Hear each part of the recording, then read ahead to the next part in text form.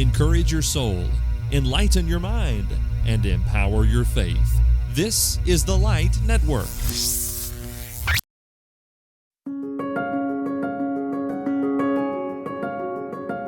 My name is Brad McNutt, and this is Why We Love Jesus. This is a short weekly podcast where we meditate upon the nature, the person, the work of Jesus Christ, and remind ourselves why we love Jesus so very much.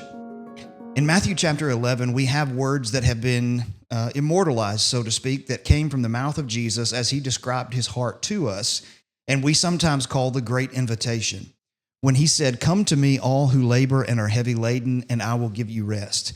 Take my yoke upon you and learn from me, because I am gentle and lowly in heart, and you will find rest for your souls, because my yoke is easy and my burden is light." That's the ESV rendering with a little bit of my own, just kind of characterizing a few small words.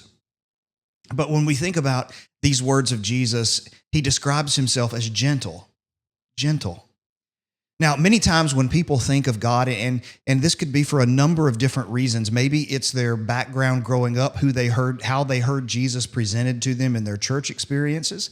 Maybe it's a way that they have received him or learned about him from kind of secondhand interactions with him, with looking at people who claim to follow him or hearing people talk about him.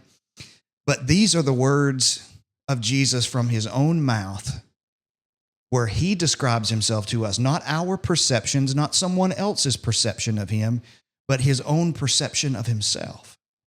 And he describes himself as gentle. Now, again, so many people, when they think of God, gentle is not the word that comes to their mind. Many times it's associated with a lot of negative things, but that happens when we don't listen to who Jesus is in his own words and then watch him in his own actions. And so when we think about the gentleness of Jesus, this word translated gentle is many times translated meek or meekness in the rest of the New Testament. But it describes that gentle touch that Jesus had, the way he was able to help and to walk into people's lives and to be the most gentle being on the planet. You see, many times when we think of God and we think of bringing our problems to God, we think of God being put off by us. Or as Dane Ortland put it in his book, Gentle and Lowly, we somehow get the notion that, okay, God, Jesus, yes, you do love me, but, at some point I'm really worried you're going to get annoyed with me and just do away with me. But that's not the picture at all. He does not withdraw from us and think to himself, oh no, here they are again. They're coming back and they've got another problem. He meets us with his gentleness. A text shortly thereafter in Matthew's gospel, in Matthew 12, a quotation from the prophet Isaiah. Matthew chapter 12, beginning in verse 18 says, "Behold my servant whom I have chosen, my beloved with whom my soul is well pleased. I will put my spirit upon him, and he will proclaim justice to the Gentiles. He will not quarrel or cry aloud, nor will anyone hear his voice in the streets. A bruised reed he will not break, and a smoldering wick he will not quench until he brings justice to victory. And in his name the Gentiles will hope." I want to highlight these phrases in verse 20. A bruised reed he will not break. The reeds that were later used, the papyrus or the papyri that were used involved in writing material, they're almost like a really brittle bamboo.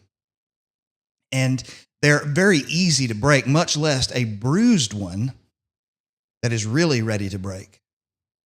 What is being said here about Jesus?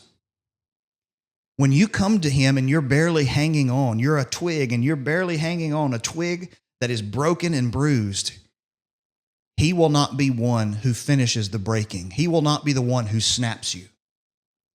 Or a smoldering wick.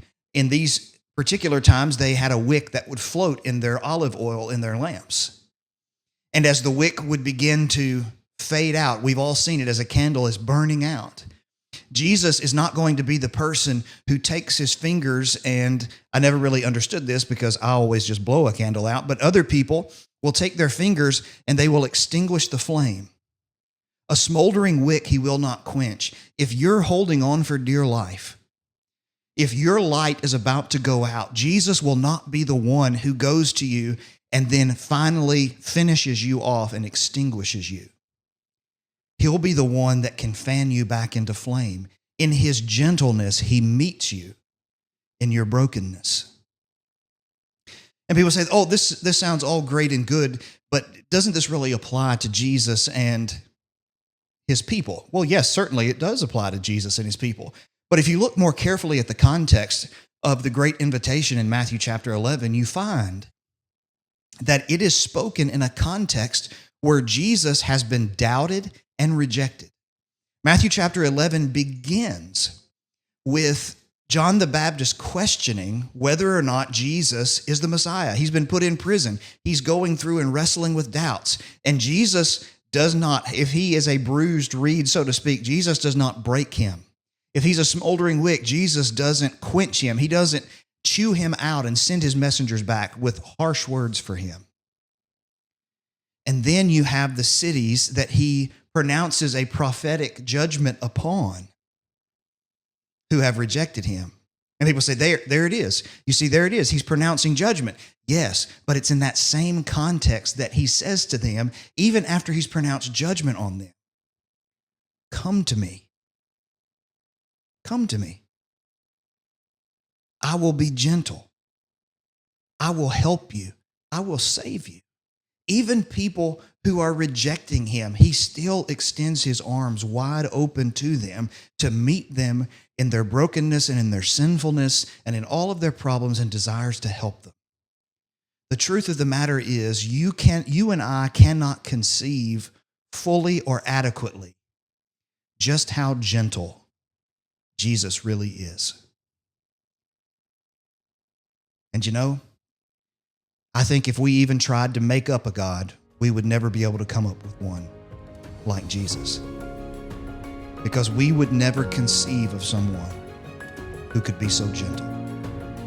So why do we love Jesus? Well, because he's the most gentle being in the world. And he wants to entreat you and me with that same gentleness.